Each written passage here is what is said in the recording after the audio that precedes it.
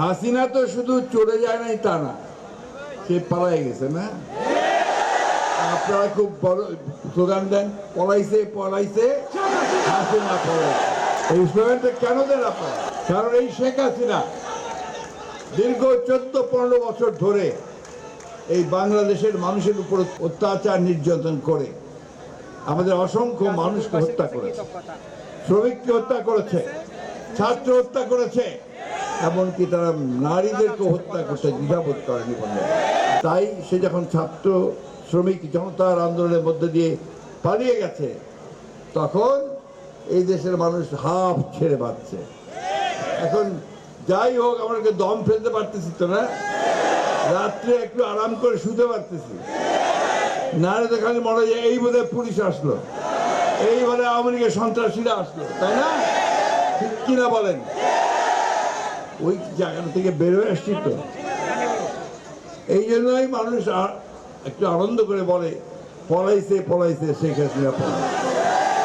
শেখ হাসিনা পলাইছে এটা ঠিক, কিন্তু তার যে প্রেতাত্মা ভূত, সেই ভূতগুলো এখন এই দেশের মধ্যে আছে।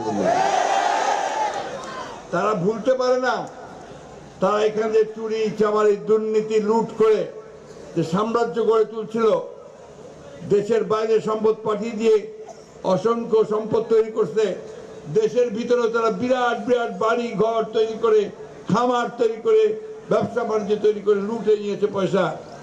ওই যারা করেছে তারা এটা ভুলতে পারে না, তারা ভাবে আবার যদি শেখ হাসিনাকে ফিরে আনতে পারতাম আবার লুট করতে পারতাম।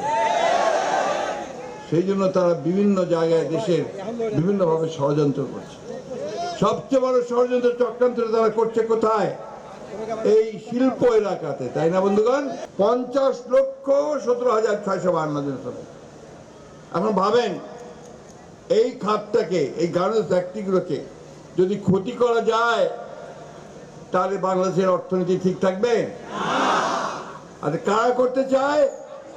যারা জোর করে আবারও সেই লুটপাট করতে চায়, তাই না? আর সেই সঙ্গে আরো একটা শক্তি আছে, এটা বাইরের শক্তি। তারা ভাবে যে যদি বাংলাদেশের খাত থেকে আমরা নষ্ট করে দিতে পারি, তাহলে আমাদের খাত বাড়বে, আমাদের দেশে গার্মেন্টস বাড়বে, আমরা লাভবান হব, তাই না? সেটা কারা আপনারা বুঝতেই পারেন। পাশের দেশের বিভিন্ন ভাবে আছে না যারা আমাদের ভালো দেখতে পারে না, তারা এই কাজটা করার জন্য উঠে পড়ে লাগছে। আর সেই সঙ্গে যোগ দিয়েছে কে? হাসিনা গিয়ে ওই ভারতেই যোগ দিয়েছে, তাই না? ভারতেই বসবাস করতেছে।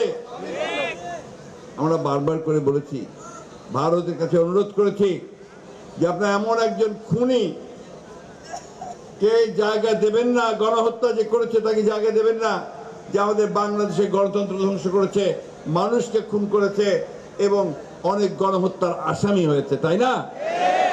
তারা এখন পর্যন্ত কোনো কিছু বলেনি। ভাই, আমি সরকারকে, বর্তমানে যে আমাদের অন্তর্বর্তীকালীন সরকার আছে, তার কাছে আহ্বান জানাবো, আপনারা অবিলম্বে গণহত্যাকারী, দেশ ধ্বংসকারী, রাষ্ট্রবিরোধী, গণতন্ত্র বিরোধী শেখ হাসিনাকে দেশে ফিরিয়ে নিয়ে এসে অভিযোগগুলোর ভিত্তিতে বিচারের দাবিতে ভারতের কাছে চিঠি দেন তাকে ফেরত দেওয়ার জন্য।